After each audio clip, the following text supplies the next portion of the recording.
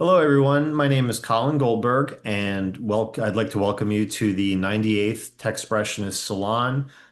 Today is September 4th, 2025, and the topic of today's salon is Phygital.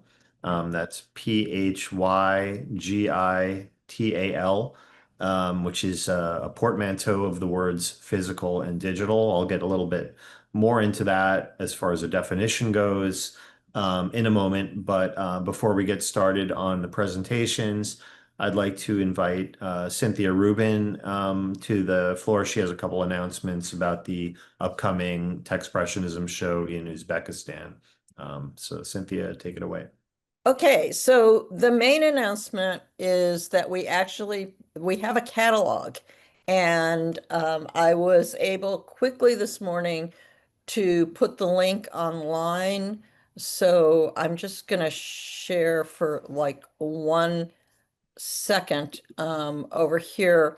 If you go to this is our blogger website, but it actually is linked off of the main Techspressionist site. And here's our catalog. It's on MagCloud.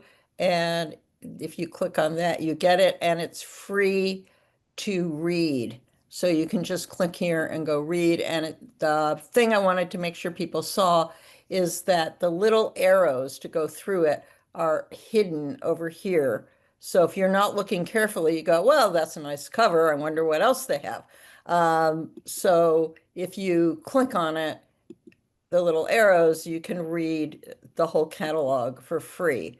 So I will put the link to our blog, which I have not yet updated completely, but it's also the link is there on the Techspressionist site. And it was a wonderful coming together of people who were in the show. I don't make you nauseous going too fast. Okay, so I'm just going to stop the share. So I would encourage you to explore that. And thanks to everybody who worked so hard on it. And we're like in the home stretch getting ready to go. So don't ask us too much right now because a lot of us aren't sleeping a whole lot these days. But I just can't thank everybody enough. We all can thank each other who worked on this. I want to thank Cynthia because she's been leading the charge for some months here. So got to add that. Thank you. Well, last night was another night with, 4 hours sleep because of the time difference when I'm going back and forth to Sharon. It's really been amazing, but there are so many people here on this call who worked so hard on that. I think somebody has their mic open. If you could. Yeah, I wanted to ask Cynthia a question. On that link, can people see the video? No. Well, don't demand too much of us right now. No. It was just a question. Okay. It's just a question. Not a demand. It's just a question. The video's not ready yet. People have been working night and day. People are getting like 4 or 5 hours sleep. So what we've been able to put online so far is what's online so far, and we're really excited to share it. Michael Woodruff is a professional videographer, like really professional. And Lucy, who's here, Lucy Boyd Wilson, the two of them have been working so hard on doing the digital screen, which will be available at some point. And it's absolutely fabulous. And then the participating artists have some longer videos. So one step at a time. We're trying to keep everything super professional. So we don't want to share things in raw, almost ready, not quite form. And the other thing why we're talking about sharing is that in the chat, I put the 4 different PDFs for how to put in simultaneous translation. We have instructions in Russian and we have instructions in French. If you need to have simultaneous translation, and those are not one of your languages, don't worry, because the pictures are pretty good. And we have both for iPhone instructions and Zoom instructions. I mean, desktop instructions. Oh, the 4 hours sleep is kicking in here. So, so I would encourage anybody who wants to have translations to just follow along, and it has been amazing. The translations are really good. And I believe that later on YouTube, you can actually put translations in on YouTube too, but they're not the same. Anyway, that's it for all I have to say. Time. Thank you, Cynthia. Thanks so much. I just also wanted to share my screen real quick. So if anybody wants to get some background information on the show that's coming up in Uzbekistan, you can get there from techspressionism.com from the homepage. If you scroll down a little bit, there's some general information about the exhibition here, which is at the Museum of Contemporary Art in Urgench. And there's a link, this photo links to the microsite that Cynthia and her team of artists have put together. And from there, you can access the catalog and read the book. So that's how you would get there, directly. And then there's also some other information on the site itself about, I believe the artist list is there, and Yes. today's topic is Phygital. And I'll just read you a little definition that I got from the web. Phygital is a portmanteau combining physical and digital. It refers to experiences, strategies, or environments that seamlessly blend tangible, real-world elements with digital enhancements to create more immersive, interactive, and personalized engagements. Okay, it goes into some examples. I thought it was interesting to learn that the term was actually born from the commercial realm. It was coined in 2007 by Chris Wheel, then chairman and CEO of Momentum Worldwide, and was coined to emphasize the merging of physical and digital realms in marketing communications. So it was sort of co-opted by the fine art world, probably, I don't know, around the time I started seeing it pop up around the time that the NFT phenomenon was really starting to jump off, maybe 2021, 22, when people were talking about Phygital mints, where they would mint and it would include a print, or the print would include an NFT, or vice versa. That's really when I first started seeing the term being used in a fine art context. But it's certainly open to interpretation. And we have a number of artists that are going to be presenting today.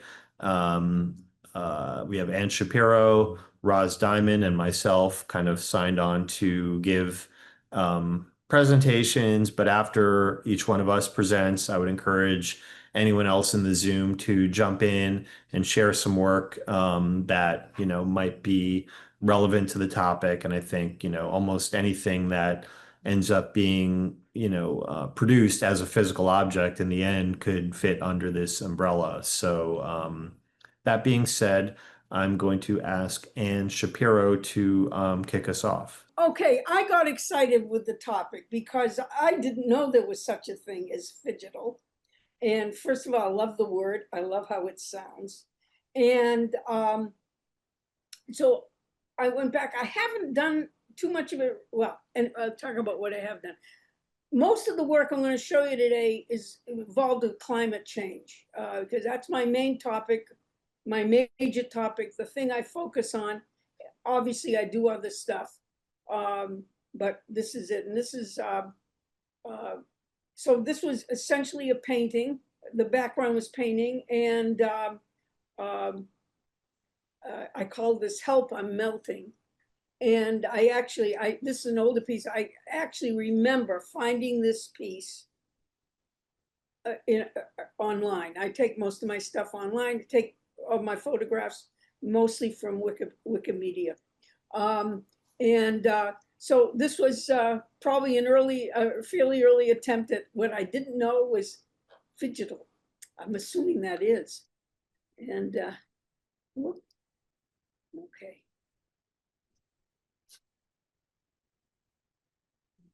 This was not so much a climate change, just I come from the world of land. I define myself as a landscape painter. The fascination with the computer, though, kind of moved that away. But this was again, most of these are earlier, and just presentation. These are the digital pieces. I assume you can tell, and they were taken one day. The photographs were taken literally in Sunset, Maine, on Deer Isle, and as you will. Okay, I should have numbered these. All right, back to climate change. Come on, don't do that. Whatever I did, okay. I'm from New Hampshire, although I've lived in New York more than I lived in New Hampshire. But it is as my home state. And I felt initially when I started to work in climate change, well, you know, New Hampshire has the shortest coastline of any of the states. And I said, it's only 18 miles and not as the it weaves in and out, and it's still only 18 miles. But what I discovered is all too soon was that it is an issue. The water's rising, the water goes underground, comes out about 30, drive time 30 minutes later or 20 minutes later as a flood in the lower line as you're driving from east to west. So this was an early, it's also interesting. I did show this, and it's 42 by 50. I can't read my own writing. It looks like I made a mistake. I think it's supposed to be 42 by 55. I think it was this piece. I think all my piece, this piece, you know, talks about, I wanted to give a historical perspective, and just felt the need to paint. Obviously, painted before I framed it. It's each each item is on 8.5 by 11 paper. It's individually framed, and it's obviously the painting is under the glass. It's on the work itself. If anybody's got questions, let's shoot them out. Anne, are you saying that these are digitally created and then you put paint on them, physical paint? Yeah. Oh, okay. All right. Okay. This is a Vietnam piece. The paint, I want to show it more because of the size.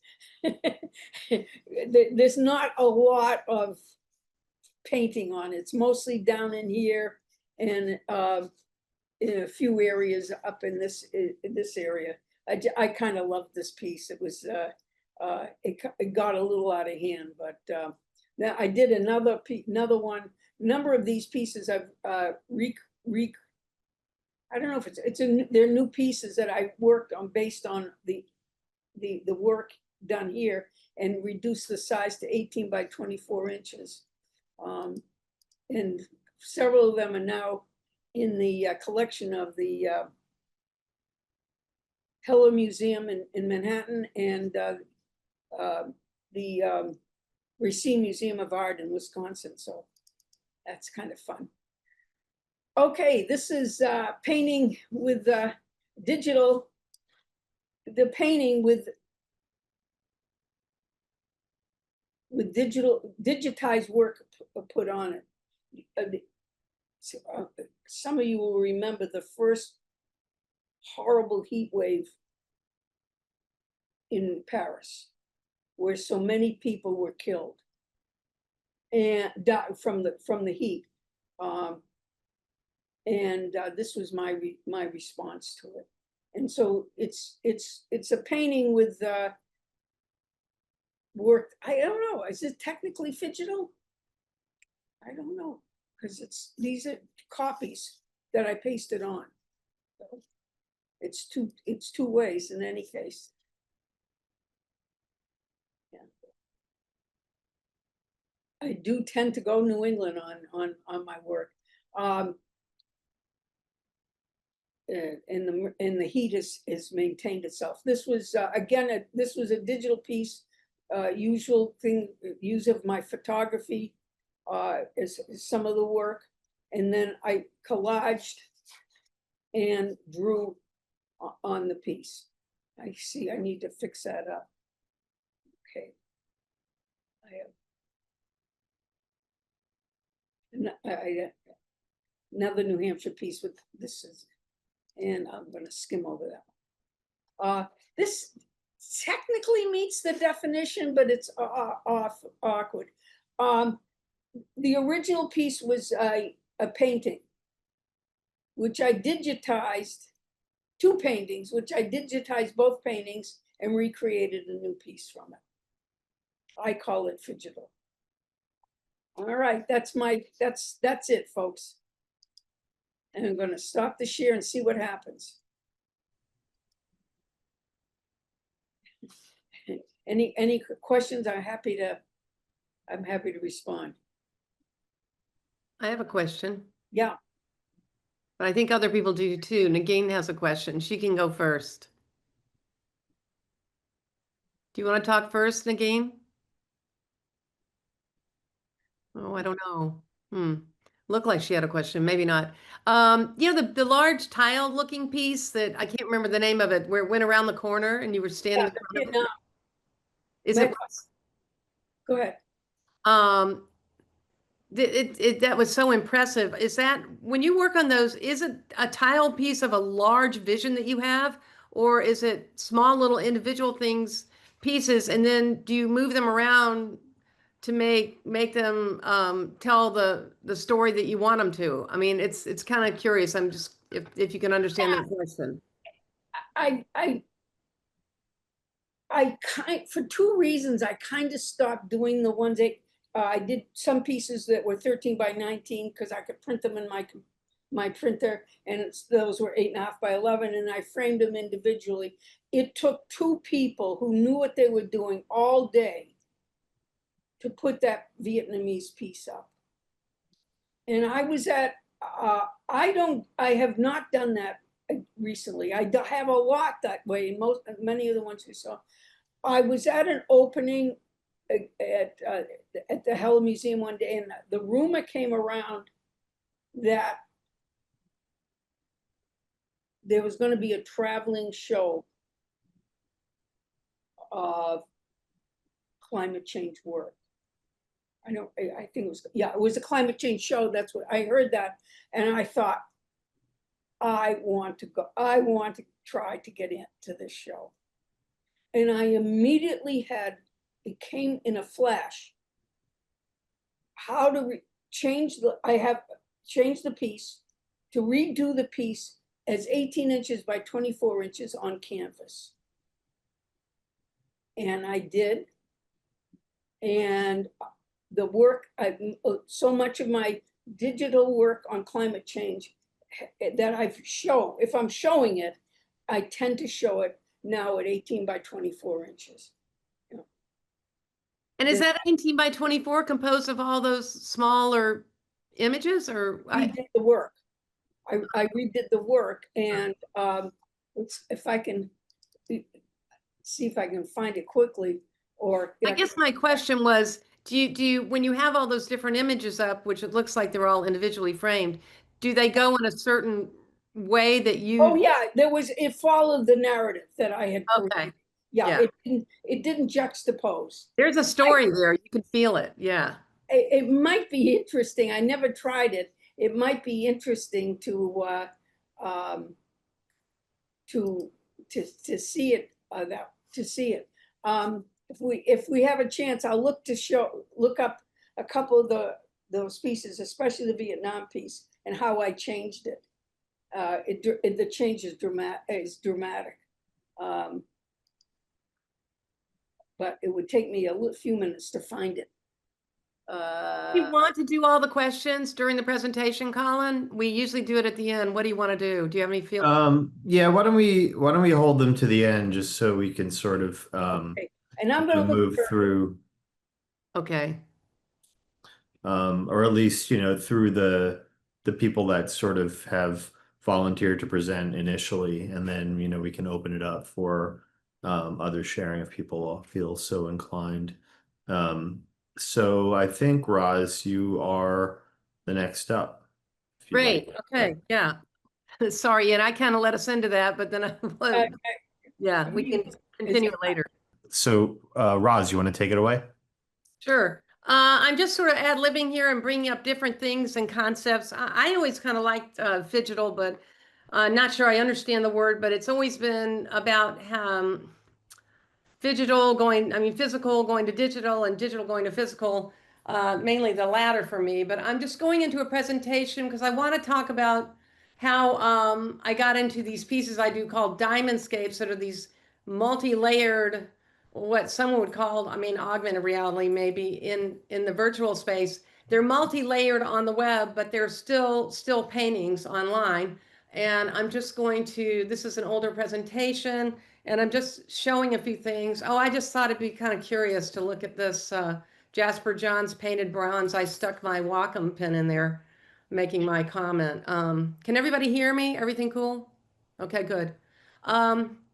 I just talked about, my paintings. I actually started with oil paintings, and I call them information paintings because for 10 years I just was getting more and more about painting math in New York City and stories in canvases. These canvases are about 48 by 36 or so. And they're about a transposition of time and kind of instant, like all the things coming at us in one moment, like June and December, it's freezing in New York, but, through TV and other channels, you can almost be in Florida, not Florida, but like, somewhere really, well, Florida is southern, but warm versus being freezing. And the other ones on the left is called Bartok. Recent pieces, millions of colors. Touch has always been a big deal to me. But I wanted to get to this. I want to talk about the fact that it's defined by this commercial, by the commercial enterprises per Colin. I didn't realize Phygital had been around this long.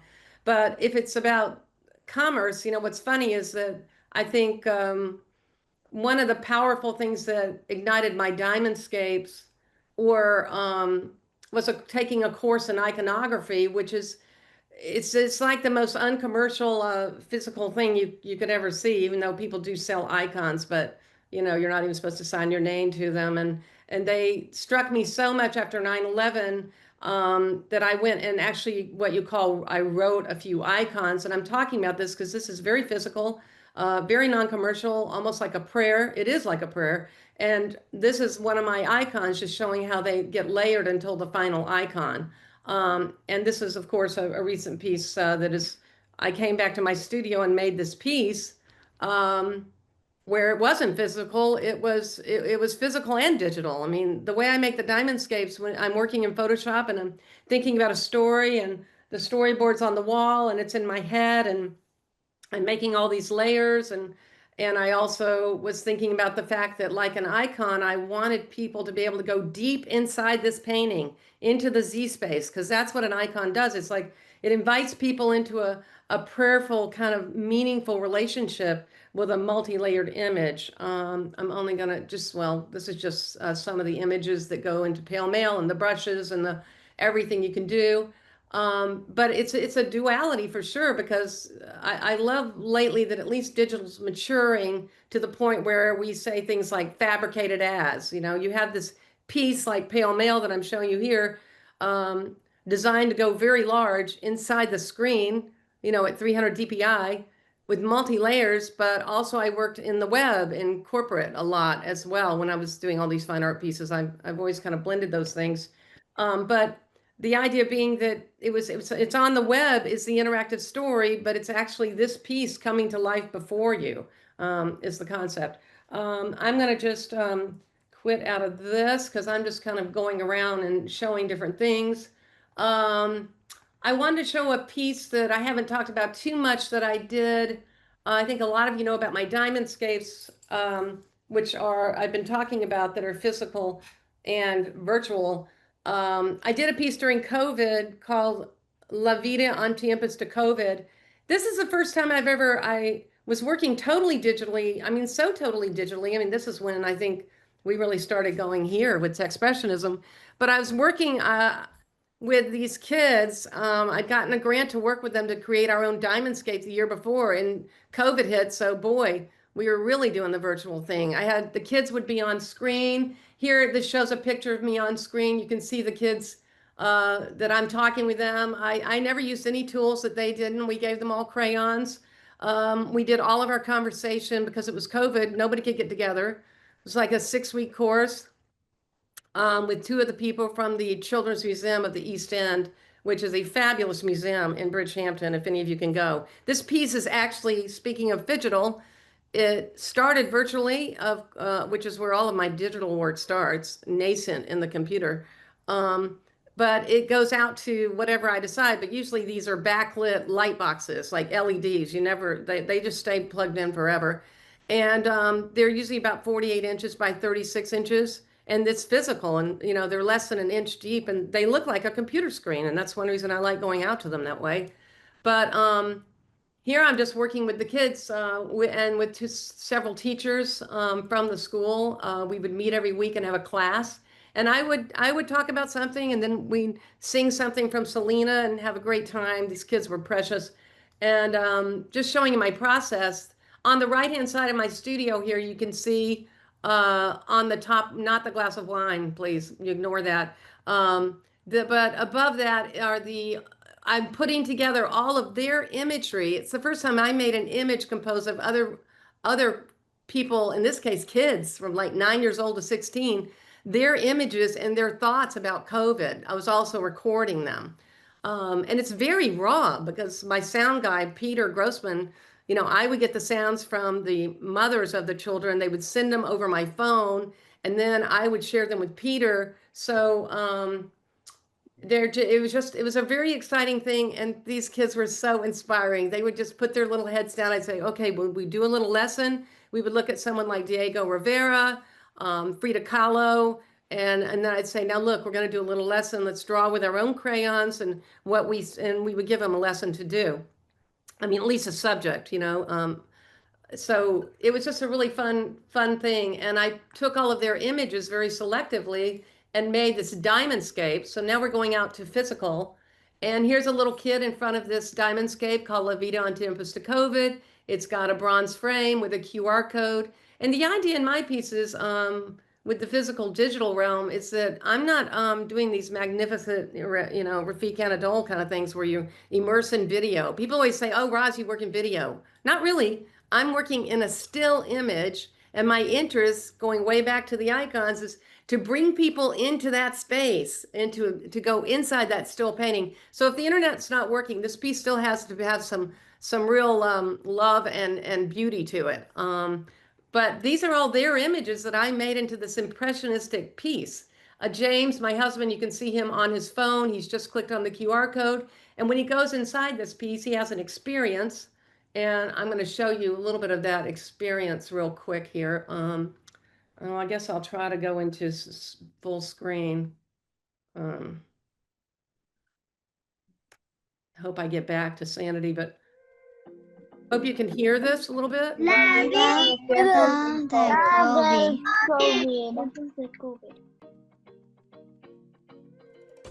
I draw the American flag because it's where I live. I'm not going to show this whole thing, but the idea, I work with a young programmer totally virtually. He's in Illinois. I've never met him. We've worked for 5 years together. And I originally did websites and coding in all of my early diamondscapes, but coding's gotten much more complex. And John Mark Beatty, I work with him and I tell him what we're trying to do. And even though it's still got an analog format, you can see we're taking from, I mean, it goes across the screen, but we're going deep inside this painting of all these kids' images. And that's what you when you click on it. Now, also, we have I love my dad and my mom equally. you can turn the sound off and on because if a bunch of people are looking in front of the physical piece and, sound is a real problem in exhibits. All of them, there's a little thing right here on your screen where you can turn the sound off and on. But you can listen to each of them talking about their I love my dad and my mom equally, but I love my brother more. they're really cute little things. But I'm just going to quickly kind of zoom through it and you can go in and out, of this piece. But again, it's the best way to see these is to be in front of the piece and have the experience. I credit everybody. I think that's the final image.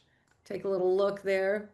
And it just gets into a new kind of visualization. But again, this is on the wall. I want people to experience these pieces. So also there's an information window that sources everything. And yeah, that's a very real important aspect of these works. I'm going to go Command Shift F and get out of here. Wait, Command Control F. Okay, and just wanted to show you a few other things jumping around here, but these diamond scapes are like novels to me. I work on them sometimes for either 3 to 6 months to a year, depending on the time and the money and the grants. And it's really sad that there really aren't many grants anymore. I know I've got a lot of layering going on here. But I wanted to share before I leave, like lately I've been doing these Lincoln portraits and I'm real excited to share with all of you that 12 of these portraits are going to the Abraham Lincoln Presidential Library and Museum for 4 months. And I'm real excited about that. And these were all drawn during 2020-21 when I was pretty upset about what was going on in this country. I haven't been reticent to take a crown and throw it off my head in this group with these people I love so much, their expressionism. Really do appreciate this group. But I just wanted to show you in terms of Phygital, the Lincolns that are going to the library and the original 19 ones I did, some are digital, some are mixed media on paper. And like Ann said, I have a 13 by 19 printer. And I wanted to make these accessible to people. But honestly, when I was drawing these in the computer, at least the digital ones, they go big. I mean, they can go up 6 feet. And it was really interesting because last year, I want to show you this. A guy in a law office, this is not he, but this is just someone in the office, one of his partners or someone who works there. He commissioned 2 of these. He's in the Woolworth building. These are huge. I mean, they're 6 feet high. When he said, "Can you do an edition of these 6 feet high?" These are APs. And I said, "Yeah, I mean, actually, I haven't thought about them going that big." But it's just so exciting to see these pieces this big. And they do not lose a single thing. I mean, they don't lose a single iota of resolution. So talk about Phygital. And the ones that I did that are one of a kind, they're one of a kind, but I can't do that with the one of a kinds, it's impossible. So the whole Phygital, digital, going physical and back is an exciting thing. And I've got so many layers up. I don't even know if I can find my stop share, but I think I will stop sharing. And I'm sorry I was a little bit dislocated this whole talk, but I enjoyed this topic. Thank you. All right. Thanks so much, Roz. Really interesting body of work that you put together and definitely Phygital. So yeah, I'm going to share a little bit about my work. Initially, I was thinking, well, a lot of my work, my current work involves painting and digital printmaking, the combination of those two things. Like the piece back behind me is a painting, started as a painting, and then I printed an image of clouds that I took actually with my cell phone and enlarged it with a bunch of AI upscaling tools. And so like, I was thinking Phygital along those lines. And then when I read the definition, it made me realize like that I have a body work called metagraphs that really seems to fit the bill more closely. which are pieces that started out as digital drawings back in the late 90s, early 2000s, and then evolved into animations. Around maybe 2011, I started animating them. 10 years after that, I started really diving into the animation aspect and minting them as NFTs. And most recently, they've evolved into augmented reality work. So I'm going to just share a little bit about this series called Metagraphs. And they're all drawings, digital drawings that were done between 1999 and 2004. Actually, this set of them, there's 23 of them that I kind of curated into a collection. So the majority of them were done in either 1999 or 2004.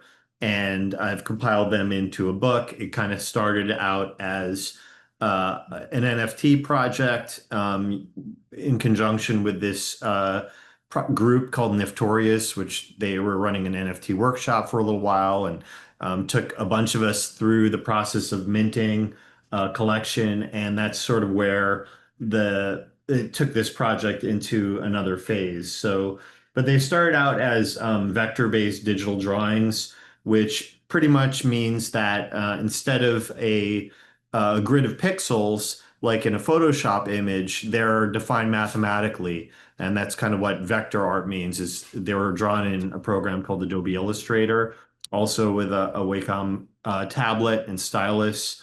So like this is one of the original drawings from 1999. It was a format called EPS, which stands for Encapsulated Postscript. So EPS was a predecessor to the PDF format. And it was one of the early vector-based digital file formats. And you can see it allows you to zoom all the way in with no loss of resolution whatsoever. Basically, it's called resolution independent graphics. So pretty much all of the corporate logos that you see and typesetting and everything else like that is done with vector-based graphics, as opposed to bitmap graphics, which are in a grid of pixels. So this is one of the early pieces from 99 called Urbanite.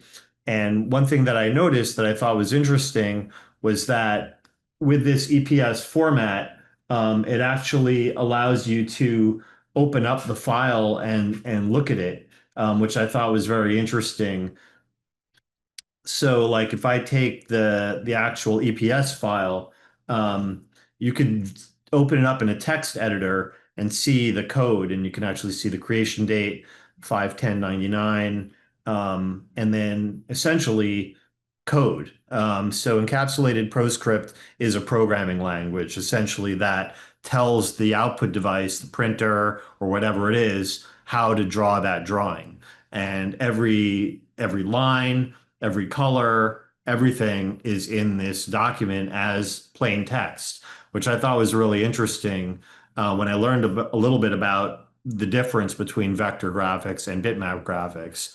And back then in 1999, I also realized that this aspect of resolution independence would become more and more important down the road when large format printing became accessible, essentially. And even back then, there were no large format pigment printers. There was a extremely expensive printer called an Iris that was a dye-based printer back in the 90s. A lot of artists working digitally at that time created Iris prints at great expense, which were collected by museums, and then they started to fade about 5 years later because they were not pigment-based prints; they were dye-based prints. And then down the road, commercial pigment-based printing became a thing. And so the cool thing about working in a vector-based format is they could really be fabricated to any scale that's commercially available. So around 2013, I produced a bunch of these as pigment prints. By that point, pigment printing was something that was, available to people, essentially large format inkjet printing. And I exhibited them, this body of work, a selection of them as 3 by 4 foot canvas prints at Southampton Town Hall, which was in Southampton, New York, where we had our first group exhibition. And, that was the first time that I actually had produced this work physically at a large scale. And then shortly thereafter, well, actually, it was a little bit before that, I started playing around with animating the work. And I did a collaboration with a German drum and bass artist, an electronic musician who created a soundtrack specific to the work. And I ended up producing this collaborative work as a 7-minute piece, which was kind of like the first. So you could see he created like a long electronic music piece to go along with the animation, and we ended up producing it as a limited edition DVD, which was self-produced and then signed and numbered. Um, and down the road, I revisited the animation aspect of it and minted the work as NFTs. And that was back in, say, 2021. I started minting the work as NFTs. So they're all minted on a platform called Foundation. And you can see where these pieces ended up as animations. As NFTs. So a number of them were collected. I know Roz actually owns this one, Transcape. And there's a few that were collected by this Art on Internet Foundation. This one was in particular interesting because it was my first secondary market sale. So you could see the activity of the NFT, which it was purchased by this one collector, who I believe is actually like one of the CryptoPunk holders, although he sold it. And then it became part of the AOI collection back in shortly thereafter. So one nice thing about NFTs is that it allows for royalties to happen automatically for the artist if it changes hands down the road, which is pretty cool. Um, so one piece in particular, I think, is kind of importance out of this body of work, which is a piece called Kneeling Icon. And that's this black and white piece here. It actually was the first one that I produced as an augmented reality piece.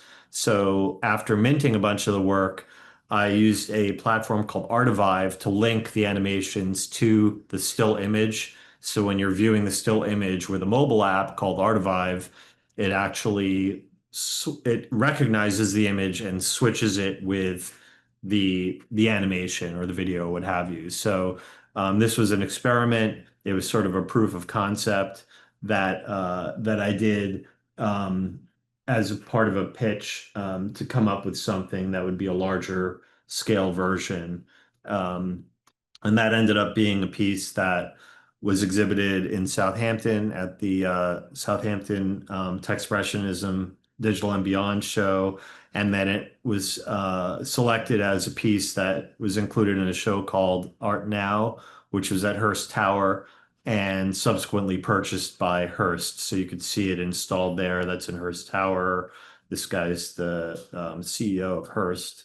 And then there's some images from the exhibition. So you could sort of see scale of the piece. And the piece actually it animates on the wall. So you could see what it does when you're looking at it with the Artivive app. It was also pretty neat that right across from the piece was this tree sculpture by Ai Weiwei, which I didn't even realize that his work was installed there. But then I checked out the little nameplate next to the piece, and I thought that was pretty cool. But it was an amazing opportunity and just like a beautiful space to show my work in. And then this piece was used.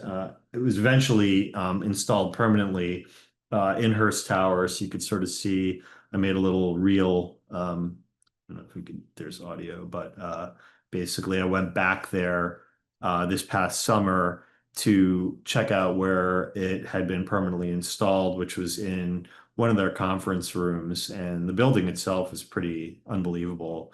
But you could see it there, which is in one of their conference rooms. And then it will, animate when viewed with the phone.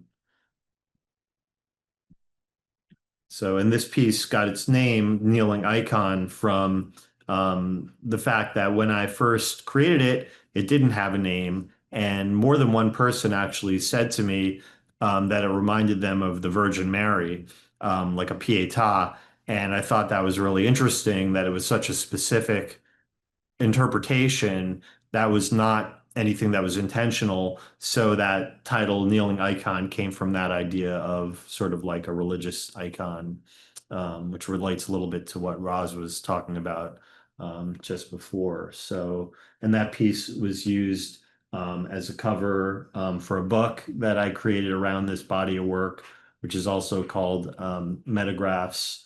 So you could see in the book itself, the work will animate when viewed through the Artivive app. And the book itself was also part of a learning project that I used a platform called Kindle Direct Publishing, KDP, to produce the book, where it's a very nice platform.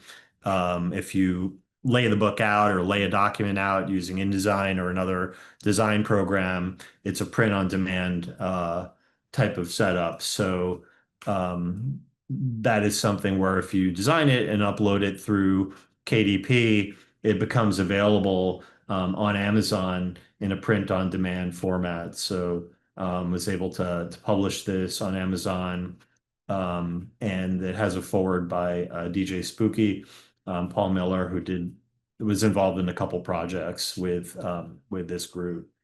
So that piece has kind of become like, a little bit of a poster child for the project. Same with I used it for an AR postcard for a presentation that I did at Bennington College recently about Texpressionism. And there's been another piece that I did at that same scale as the Hearst piece called Circuit, which I showed at the exhibition in Brooklyn, Kingsborough Art Museum exhibition. This is a little video of the piece, which is also like the Kneeling Icon piece, fabricated as a 6x8-foot digital monoprint on vinyl. So that term digital monoprint would basically refer to the idea that it is a one of one and produced at that scale only once. And you can see what it looks like animating on the wall of the gallery that I'm with here in Vermont. So that's pretty much it. This past year I launched a site, metagraphs.art, where I have the body of work basically available as prints on metal, paper, and this was like a huge undertaking of, building out an e-commerce site, creating sort of these like mock-up animations and mock-ups and other stuff like that, where you could see what each piece looks like. And I worked with a vendor in California called Luma Prints that actually does all the fulfillment, and they're a really great company to work with if you're interested in learning more about that kind of process where it would be sort of a print on demand. So that's pretty much it for me. Yeah, that was the series. So yeah. And I don't know. I guess, we can open it up to questions for any of the artists that presented, or if anyone else would like to present, maybe we could open it up first. Is there anyone else that would like to just share some work of theirs? Doesn't need to be anything. Okay, looks like we have our first victim. Michael Price has his hand up. So yeah, go ahead, Michael. All right, cool. I'm going to probably have a few things that sort of dovetail into what you were just showing. So I think maybe that'll be a fun thing to do. So this will be pretty quick, hopefully.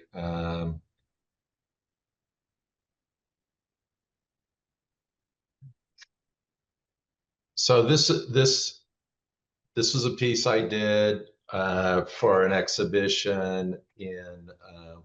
I don't know if I'm not seeing your shared screen. Are you Oh, guys seeing it? oh, really? Okay, hold I, on. Let me I try. see it. Oh, you see it? Huh. Oh, okay. All right. This is Let me weird. go back again. All right. Why? Oh, now I see it. Okay. Now, So it. this is a piece I did I know. for a show in Flagstaff.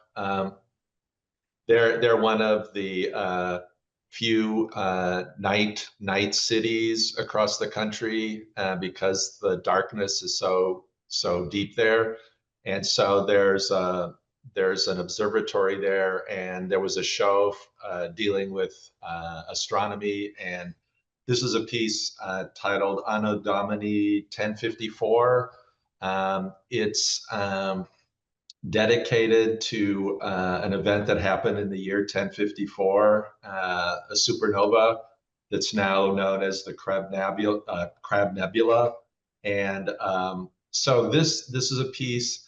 There's a couple artist mannequins, well, actually three in this piece that I actually used my artist mannequin to incorporate with this, but the rest of it was done digitally.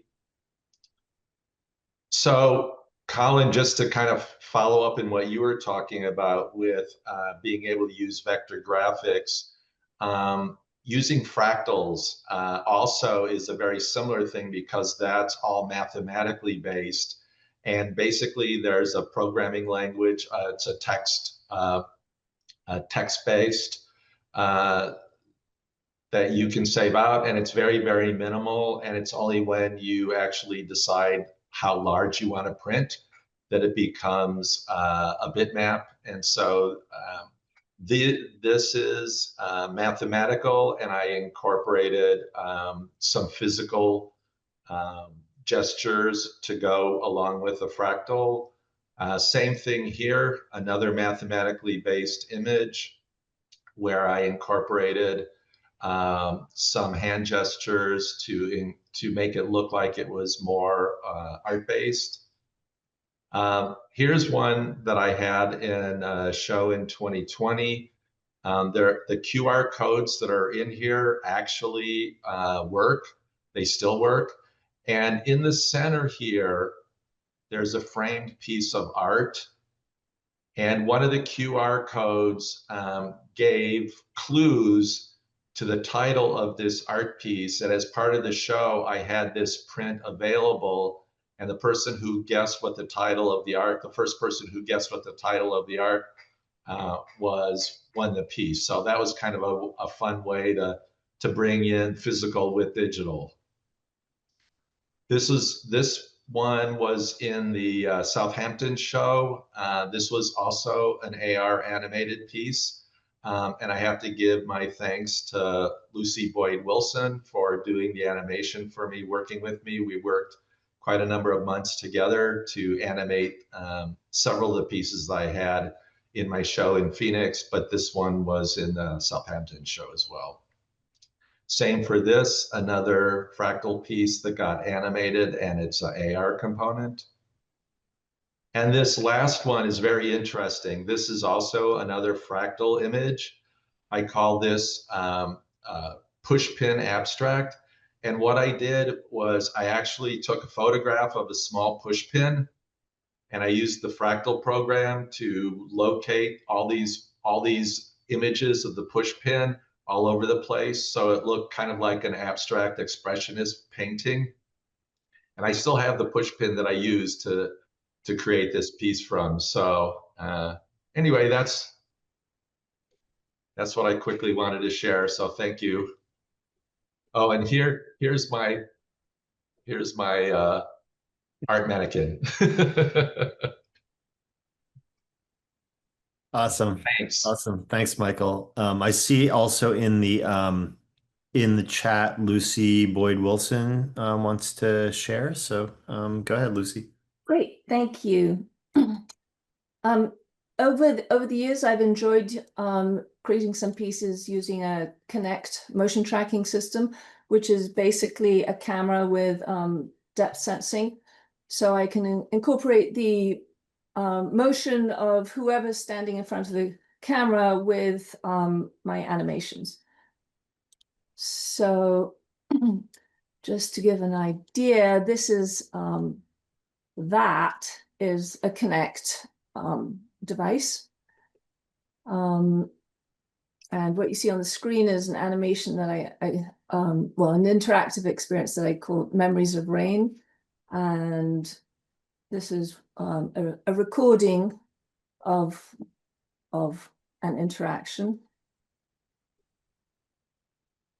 So as I'm moving in front of the camera, I'm isolating in my software, I'm isolating the silhouette of the body and real time got some graphics effects over the top of it. Here's another example.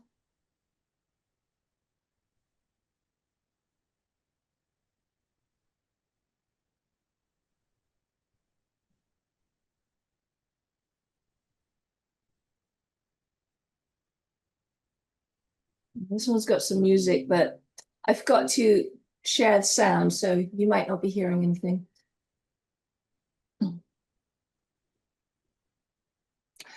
But I'm also able to identify the location of hands and feet and knees and joints and head and use those moving locations. In this case, I've got particle sources at those points. Oh, I'm just using hands for this one. But I've done other exploration using other locations of the body for generating graphics. And this one called Flow Portrait.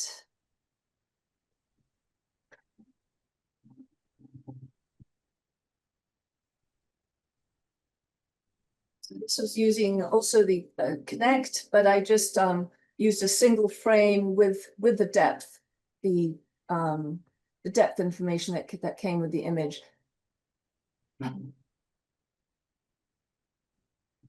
And then I have an animated camera and animated particles and so on.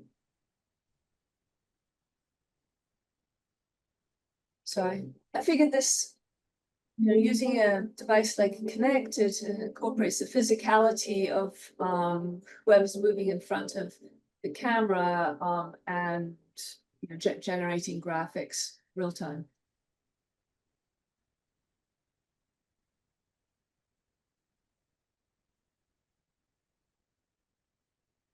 And that's it. Thank you, everybody. Great. Thanks so much, Lucy. That's really interesting how you incorporated the Connect into the process for sure. So let's see. I see that Sahar said she'd like to present in the chat. So go ahead. I also said, Oh, and Susan as well. yeah, I up above her. Yeah. Gotcha. Yeah. Okay. I'll go after Sahar. That'd be great. You can go to What?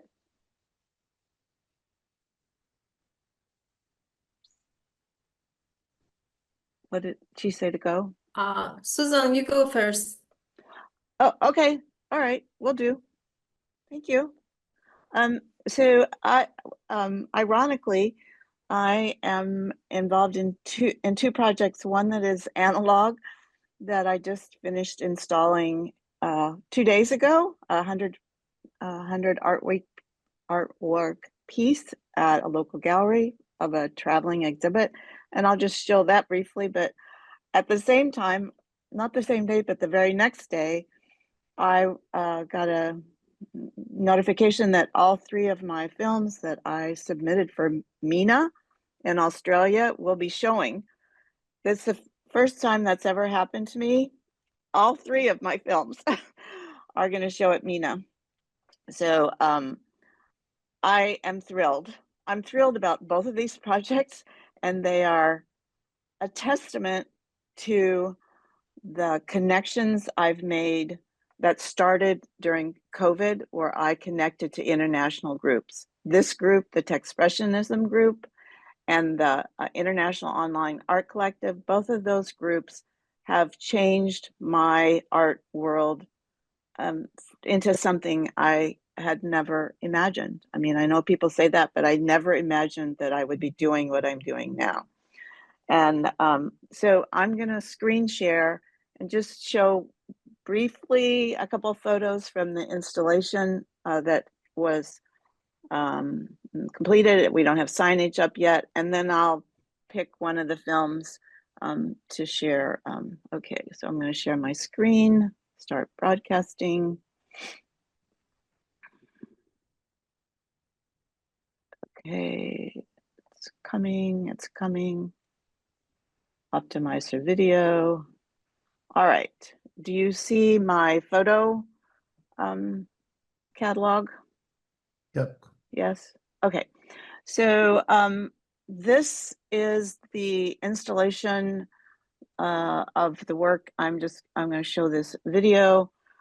These are pieces that were generated by 14 artists from 8 countries during COVID over a 2.5-year period. We did a chain reaction where we only saw the work by the person ahead of us. And we ended up with a traveling exhibit. It travels in this beautiful cabinet, and it has shown in Washington, D.C., Jamestown, New York, and also in Miami, Florida. It's now installed at a gallery called The Hybrid in my neighborhood, in the Whitaker neighborhood of Eugene, Oregon. This show is installed in a very particular way. It has these, I'll just show this briefly, find a video, okay. Well, here, you can see we installed all these frames that these pieces are magnetized to individually. And then there are also magnet pieces that connect from behind. The 100 pieces usually hang from a track with wire and hardware, but this gallery didn't have that option. So Greta and I installed all those pieces of hardware over 6 hours a couple of days ago. So I'm super excited to see all these pieces and the 7 pieces that I generated for the project that I haven't seen for a couple of years. And secondly, I will show, I just feel like, okay. So Mina 2025, I submitted 3 pieces that I've made over the past year, past year. And I will pick the one, I'm going to pick this one that uses AI generating these cosmic women characters who are based on my own face. And also, I believe these were done with Adobe. And it's a series called Planetary Sisters / Warriors. And this is the one that is going to show.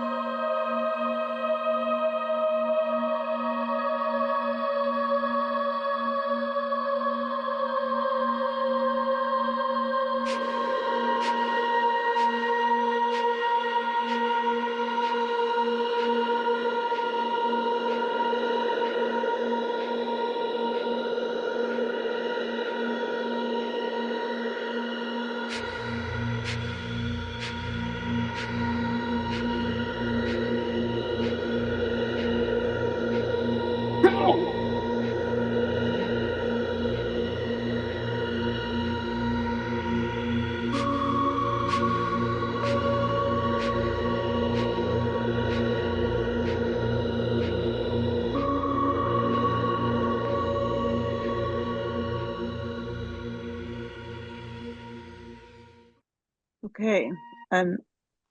So I don't know if there's enough time, but I'm just going to briefly show the beginning clip of the other two. This one is more based on my Portrait of a Woman series that uses my face and also combines analog and digital work. It's called Untangled. And I'm going to stop. And then the third film is this. It's much longer, but I'll just show the beginning. It's a homage to a place that is has a colonized name, Skinner Butte, but it is actually Yapoa, which is the original name of this area. It means high place. It's a butte. It's an urban sanctuary, and I made a film honoring the place. I captured clips over different seasons and did on-site recordings of birds and leaves and that kind of thing. So flora, fauna. So I think I should probably stop because I don't want to take all the time. And I'm going to stop broadcasting and come back to the, come back. Here I am. Okay. So it's a very full time for me in my life right now. I have big things happening, and that show locally will have a grand opening next Friday with a community paint and a panel. I'm producing all of that. And I also want to say a big shout out to the co-working group where that film beginning along with the other film, the Yapoa film, showed in Korea, all because I was in the co-working group and got asked along with Renata and Karen LaFleur. And the support that I've had in that group has helped me produce the work I'm producing in film. It's really a big part of the keeping me alive and current and supported in the digital work that I do. So thanks. Okay, well, it looks like Sahara's, yeah, maybe on a slow connection there. I do see Malavika in the chat. If you'd like to try sharing Malavika, you can go ahead. We still have some time. Thank you.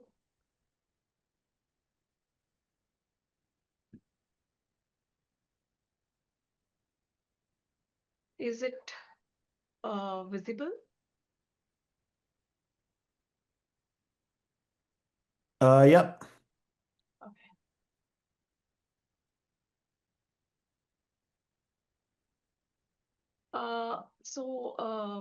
My works are always related with different photographies, drawings, and always the expression or the feeling of 5 elements are always there in my work.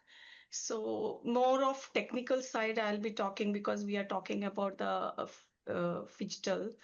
So here, what I have tried, the red area is basically a photograph I've taken and then got engraved on a paper.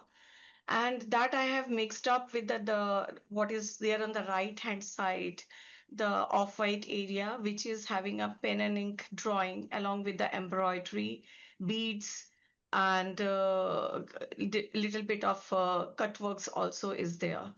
So I always enjoy this mixing of the elements and overlapping of the different mediums. I always enjoy that. This I have showed earlier also, but how I have worked on this more further on that, I wanted to show. Basically, this drawing, which is there on the top, I call it V because there are 3 different papers element are there, which during the pandemic I was having at home, and on that I have drawn. And later on, I have combined these three together, and this form has happened. And in these paper, both the sides, the drawings are there. So basically, these are the three different shape of the papers and board. And if you see on the left side, you can see the front and back.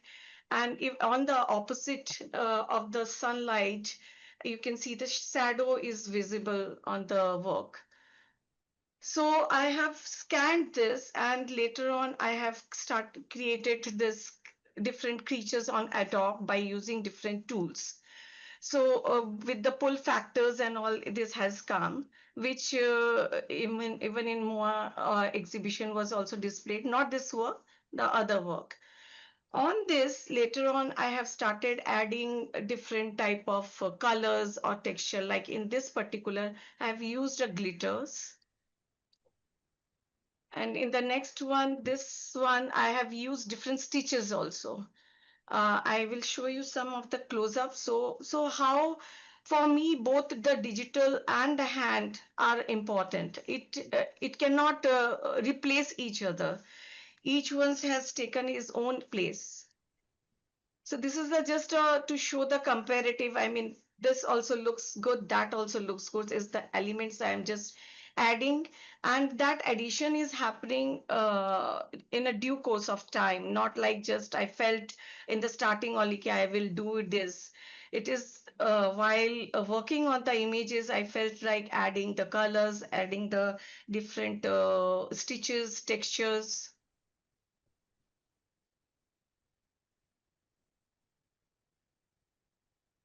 These are a little bit of closer so that maybe you'll get an idea.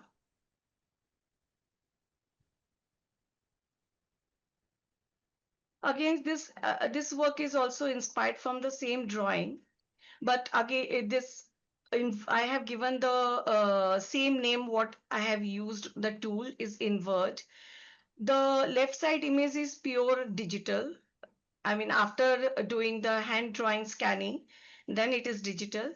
The right side one, I have added again different elements like embroidery, natural fiber, which is very light, beads. The element which I've added is like the top one, which is little bit of curvy in nature, is a female, and the down one on the right side, it is little geometrical line, which I have used lines because I wanted to show a male character. So these are the close-up of that.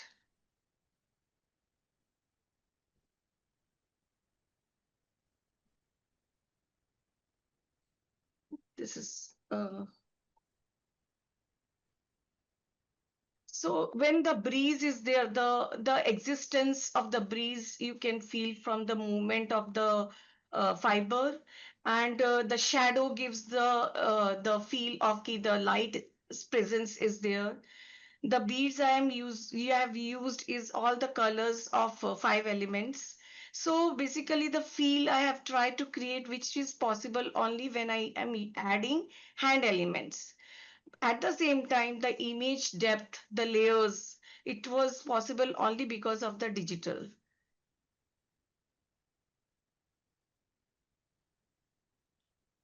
This is again another work with the different hand drawing images.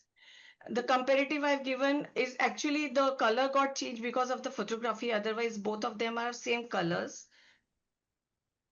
And these are again, you can see the detailing, how I added metallic yarn, then again natural yarns.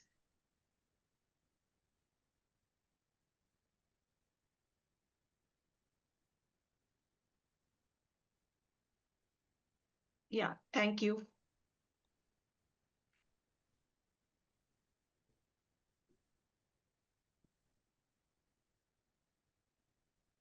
All right, great. Thanks for sharing that work, Malavika. It's really interesting, the way that you combine the physical media with digital work, and I just keep seeing all different examples within the group of work that really just does not fit into the bin of digital art.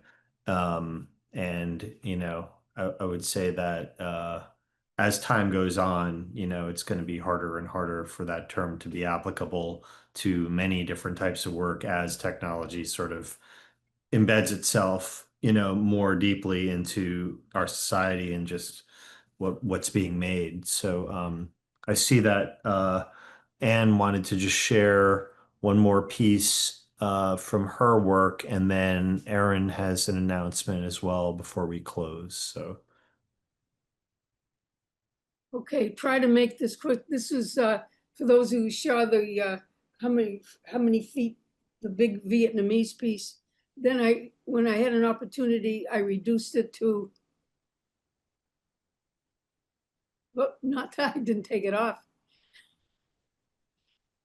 Sorry about that. Can you see the one with just the big map? yep. Yes. Well, you did see it until I didn't realize this stuff was still up. I'm very sorry.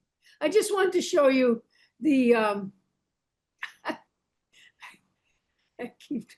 well, you now have seen the, okay, just wanted to show you, because those of you who saw the piece that was 55, whatever it was, 12 by 60, whatever the feet was. And this is how I reduced it to put into an 18 by 24 inch format.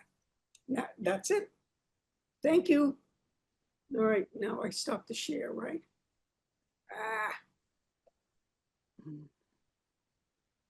Got it. Thank you. All right. Awesome. Thanks, Anne. Okay, so I saw that Erin Coe has an announcement about an open call she wanted to share. So take it away, Erin. Hello, everyone. Nice to see lots of you who I haven't seen for weeks and weeks. I kind of dropped out of the co-working group, got really busy. Be back there soon.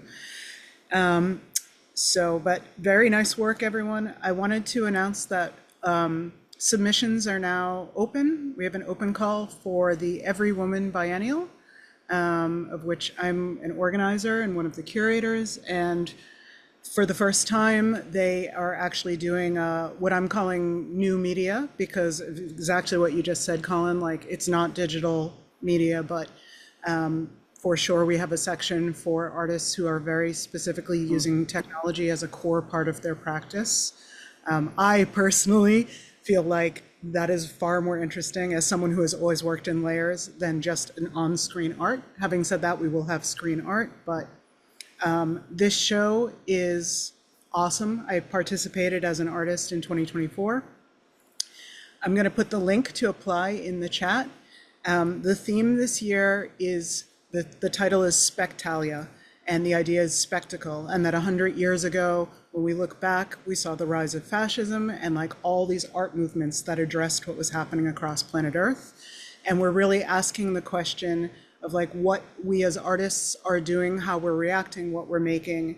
And overall, we want it to be joyful and activist in nature, because we have enough pessimistic media, we have enough spectacle that's manipulating. We're asking how artists can make things that are absurd and funny and continue to encourage people to live and feel empowered rather than disempowered. The biennial was formed in 2014, just a little bit ahead of, or maybe it was 2013 and they held it 2014, but just a little bit ahead of the Me Too movement, because they looked at the Whitney biennial and they realized there was not one woman in the entire biennial that year. So they made, it was very snarky, very rock and roll. It was the Whitney Houston biennial, I'm Every Woman. It has been an incredible success. Like I said, I participated last year. They're amazing. Since then, it's become the largest festival for female identifying and non-binary artists.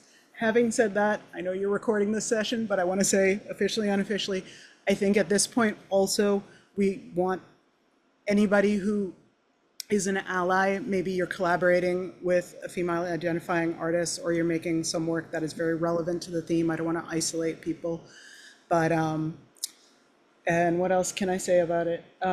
It's being held at Pen and Brush Gallery from March through April.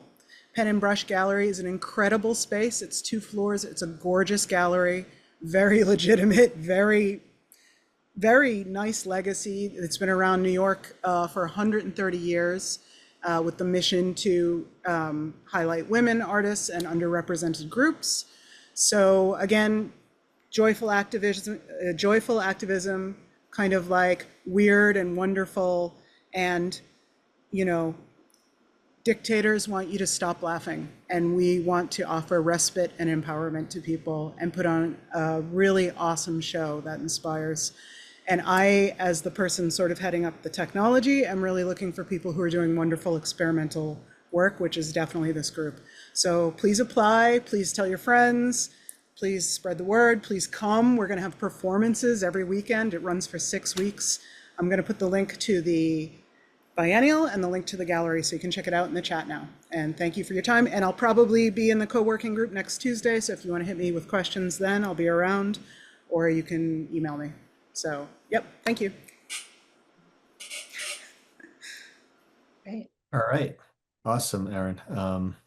And I assume okay, so it's everywomanbiennial.com for the people watching or recording who can't see the chat. That's how you get there. So that being said, I think we're at time 1:35. So we usually start 5 minutes late and end 5 minutes late, which means we really don't have time to open it up for further questions. But that's okay. I'm glad we got a bunch of additional presenters who weren't on the slate.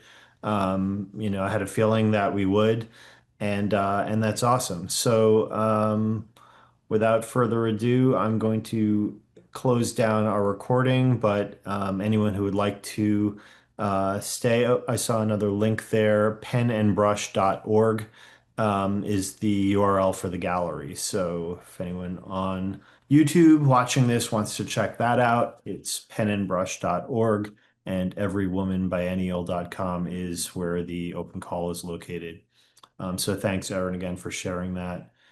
And anyone that wants to hang out for the after party, you're more than welcome.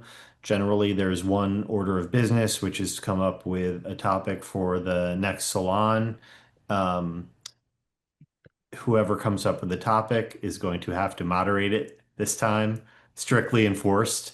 And it will be salon number 99. So pretty incredible that we're, at this place. And, just starting off in the pandemic, and it's definitely been quite a journey so far. And I see it's just, progressing. So I want to thank all you guys who've been participants. There's definitely a couple people in here that have been involved with the group since the very beginning. So it's really cool to see, that there's sort of like a core group of artists that is really responsible for making Texpressionism what it is. So without further ado, I am going to stop our recording in 3, 2, 1, and cut.